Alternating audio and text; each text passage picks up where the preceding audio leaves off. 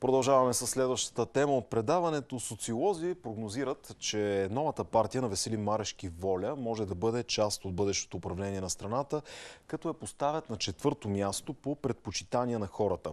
Същите тези социолози обаче на последните президентски избори въобще не включваха Веселин Марешки в своите прогнози за Дондуков 2, а той събра огромна част от вота на избирателите, като се класира, знаем, на 4-то място. За волята в живота, бизнеса и политиката сега ще разговаряме с самия Веселин Марешки, който е в студиото. Добро утро, господин Марешки. Добро утро на вас и на вашите зрители.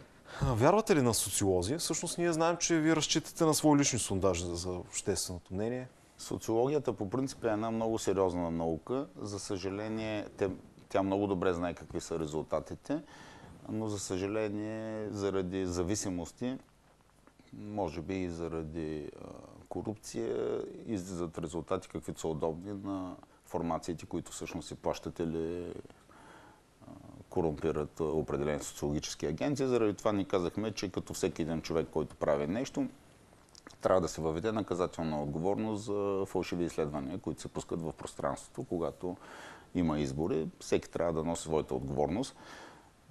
Това е престъплението, което прави примерно една агенция. Първо, аз като продавам лекарства, ако продавам фалшиви лекарства, нося отговорност. Също трябва да бъде за всеки един човек, който прави нещо в живота. Така че агенциите много добре знаят каква е ситуацията и както един мой приятел каза, щом официално ти дава 4-то място, значи си минимум втори. Това показват и нашите изследвания, че ние към днешна дата сме делим първо-второ място с ГЕРБ, с тенденция на всички останали партии, тенденция нисходяща. Много силни допълнителни възможности за растеж на нашата формация ВОЛЯ и аз считам, че накрая пак ще обявя, че сме голямата изненада, когато станем номер 1 на тези избори, което всъщност го усещат изследвани в отделен въпрос, не за партиите. Харесвате ли какво се случва в България? Ще гласувате ли наказателно? Показва възможност на около 30-35% от българския народ. Казва, че е готов да гласува само наказателно. Освен това, освен тези наши фенове, които имаме във връзка с това, което правим в бизнеса и с горивата и с лекарствата, това е един допълнителен мощен тласък, който може да доведе до там, че да правим самостоятелно управление след 26 марта. Казахте за бизнеса с горивата и лекарствата. Всъщност появяват се така поредица от твърдения, че изкуствено поддържате ниски цени на горивата. Целта е била да влезете в политиката. Какво бихте отговорили на тези твърдения? Аз мисля, че те вече понамаляха, защото стана ясно колко са манипулативни, безмислени и нелепи.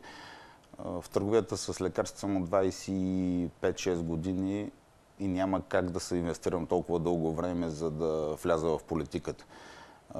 В търговията с горивата съм от година и нещо и ако в един момент се появиха президентските избори, те свършиха и всички очакваха, че ще има ново правителство и изборите ще бъдат нормални след 2 години. Няма как толкова дълъг период да поддържам. Това е друго доказателство. Трето е, че примерно вече 6-та година чадъра на плажа, на който преди това съм бил като клиент, е струвал 10 лева, сега струва 2 лева. Това не го прави 6 години, за да вляза в политиката. Това е просто наш бизнес модел, който ние го практикуваме във всяка една сфера. Продаваме през много ниски маржове. Благодарение на това печелим доверието и благодарността на потребителите. И като имаме много доволни потребители, правим големи продажби и може да си позволим да продаваме през по-ниски маржове. Но точните числа, някъде, за сега съм си определил дата 26 февруари, но при всяко положение някъде около тези дни, в зависимост все пак и с медиите, ще искаме да го отразим. Абсолютно публично ще излезем и ще покажем на всички български граждани как се търгува, с колко се търгува, кой с колко е ограбван и всеки български гражданин да си сметне на едно зареждане, за седмица, за месец и за всички тези години, с колко пари е ограбен той, с колко пари е ограбена държавата, бизнеса, полицията, лекарите, учителите. Всички сме ограбени през този модел. Около 2 милиарда лева само през картела на горивата се ограбват годишно от българите. По Това вече се потвърди официално и от мои конкуренти в предизборната кампания, където те доразвиха тезата ни, която ние също и казахме, че според нас около 8-10 милиарда общия грабеж. Представете си, когато тези пари ги върнем в държавата, в хората и в бизнеса, как ще живеем? Тоест, в края на февруари ще хвърлите повече светлина върху тези неща, за които казвате. Ще го обясним точно до стотинка. Той сега е ясно, че си работим нормално, имаме безброй проверки и за съжаление с парите ограбвани от нас може да бъде насъскана цялата държава да се саморазправи с един честен бизнес, който е насочен в интерес на потребителите. И виждаме, че не се спират. В момента чувам, че щяла да бъде сформирана някаква партия антимарешки. Те партиите, хората, които искат да влязат, е да изгонят корумпираните от властта. Аз не съм бил във властта, какво може да има антимарешки. Тоест, с парите, които са окрадени от нас, сега ще спонсорират всякакви измекяри, изверги бих им казал, които да се упражняват на наш гръб. И ако до сега всички, които са идвали на власт, са казвали, са обещавали нещо ново, ние сме новите и когато паднат от власт, всъщност изречението, което си казват хората, и те сме излъгах, докато аз определям всички, които са управлявали България, докато тя е била ограбвана и е превърната в най-бедната и най-корумпираната държава, с определението изверги. И ако аз искам да отида в управлението, със сигурност няма да искам да отида, като падна във вас да ми казват и то се провали новия, те ще ми казват, че този е същия изверг. Аз не искам да бъда изверг, затова искам това разграничение да стане много ясно. Всички, които са довели държавата до тази просешка тояга и тази мизерия на хората и на бизнеса, за мен са изверги, тези, които крадат на село, изнасилват старици, измамниците, всички тези нещастници. И аз не искам да бъда един от тях. Ако аз се проваля, всъщност се окаже, че аз съм един изверг, аз нямам намерение да оставам в историята като такъв. Защо избрахте да участвате на избори с нова формация ВОЛЯ, не с досегашната ви партийна формация? Преди президентските избори и въобще не свързано с президентските избори, започнахме да правим пробива в картела с горивата. Омръзнане да бъдем ограбвани. Мои приятели ми отвориха очите на мене, точно колко е грабежа. Аз се втрещих и направих една бензиностанция, за да мога аз да се зареждам ефтино и споделих радостта от ниските цени на горивата, първо с нашите съграждани. Шока в системата беше толкова голяма и удовлетвореността на всички нас беше толкова голяма, че това прерасна в нещо много по-голямо. Тръгнахме да освобождаваме цяла България от този картел. Така се роди идеята за създаването на национално освободително движение за чиста и свята република. Освобождаване от картелите. Когато поведахме в цялата страна срещи и в срещи с повече хора, всъщност ние стигнахме до извода, че картела е една много малка част, не малка, значителна част, но не единствената от грабежа в България. Стигнахме до извода, че основната дума това е корупция. Корупция, която ражда вече картели, монополи, контрабанда и така нататък, и те ни ограбват. И се превърна, това всичко стана като едно по-голямо движение да освободим България от всички тези неща. Те всички ни зададаха въпроса как. Елементарно, на всичките тези кръци, на първо място почтени хора, първата дума е почтеност, втората професионализъм, патриотизъм, родолюбие. Патриотизъм вече има малко изхабена дума във връзка с това, което се случва последните 10-15 години. Ние ще наблягаме на думата родолюбие, за да се разграничаваме дори от националистите. Направихме грандиозен резултат на президентските избори, въпреки че ако нямаше манипулация, сега трябваше аз да съм президент и България вече щеше и българите щяха да са почувствали разликата от това да съм аз или да е някой друг президент. Всичко това обаче вдъхнови още повече хората, че наистина имаме шанс, имаме възможност да изметем корумпираните политици и започнахме да се обединяваме. От цялата страна на президентските избори аз бях абсолютно сам. Това е резултат, който аз го постигнах с 2-3 мои приятели, без кампании, без пари, без медии, без застъпници, без нищо. Това е огромно доверие на българите към мене, което аз не мога да го излъжа. И ние се допитахме до всички тези наши фенове от цялата страна за име на нашата организация. Пак само да отбележа, че това започва и се изгражда като едно силно гражданско движение, където членуват много различни хора и много интересни. И в тази дискусия имаше много добри предложения. Едно от тези предложения беше за тази дума воля, което хора, които вникнат, разбират, че това е може би най-силното и ако се заслушат и в новини, всеки човек, на която и да е позиция, всяка втора дума е воля. Това е така, защото без воля нищо не може да се постигне. А нашата воля, за разлика от тези конкуренти, пак, които за пореден път искат да влязат във властта, е за развитие. Защото те казват воля за промяна. Това, което са го изградили, искат да го променят. Сами разбирате каква оценка са дали на предишните си действия, но ние не отричаме всяко нещо, което е в миналото. Има и създадени добри неща. Ние казваме, че те са недостатъчни. Затова ние ще продължим с по-бързи темпове развитието на държавата, за да стане тя най-богатата и най-проспериращата държава в Европа. Има ли познати на обществото лица във вашата формация? Вече в интернет пространството започна да се говори за определени хора. Има доста. То е ясно, че щом са хора с професионалисти, те са познати.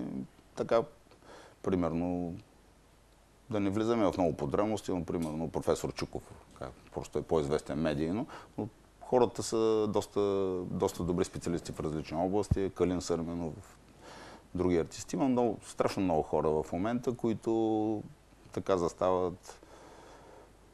Алгафари от по-известните и така нататък. В коя част на политическото пространство се позиционира партия Воля?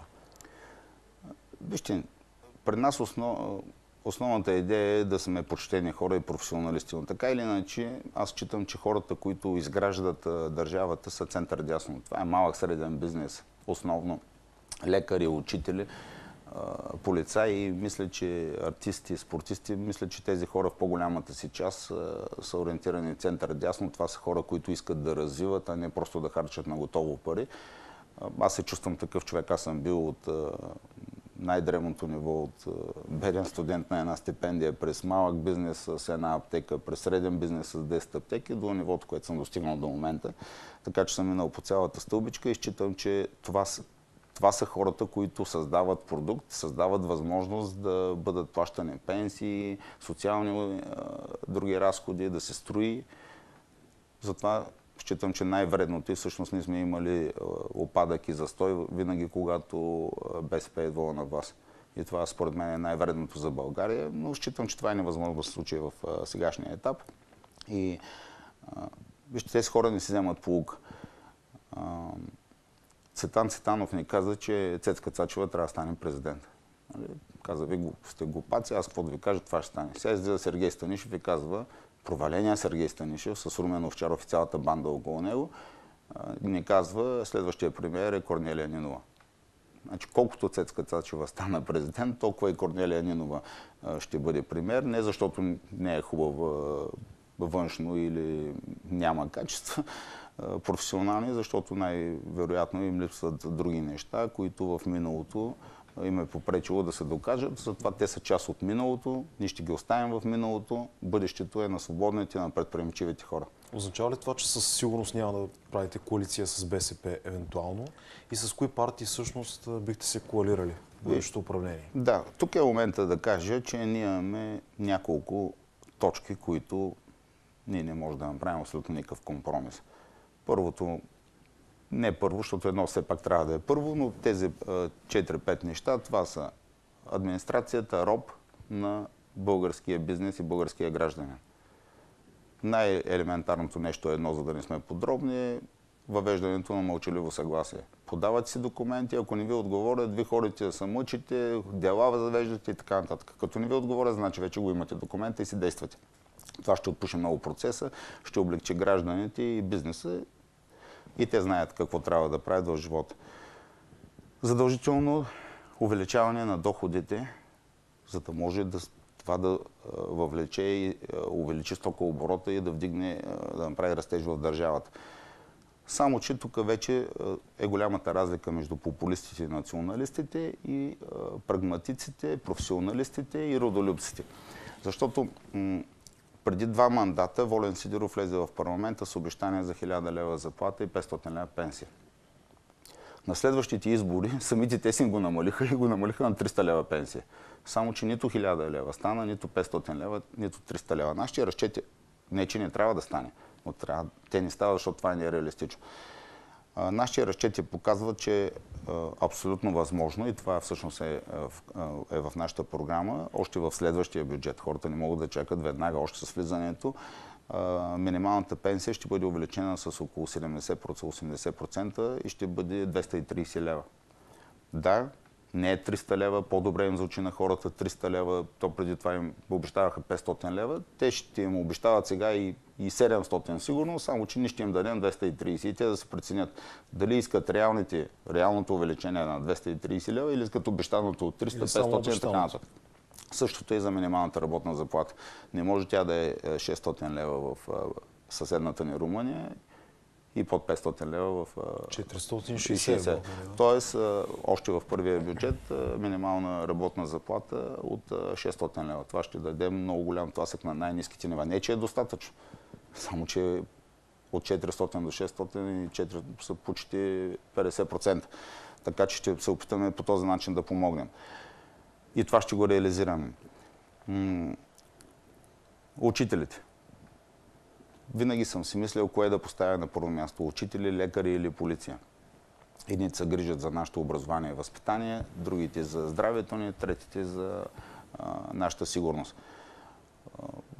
На практика първото е образованието, защото за да станеш после лекар и полицай, трябва да минеш и да се образоваш. Трябва да минеш през образование. И ние, ако в образованието възпитаваме и обучаваме деца, които заради неангажираността на учителите и немотивираността им не стигат нива, тогава получаваме и такива учители, и такива лекари, и такива полицаи. Затова еднократно, и тук е разликата ни с така наречените реформатори, тя ги видяхме 2 години нищо.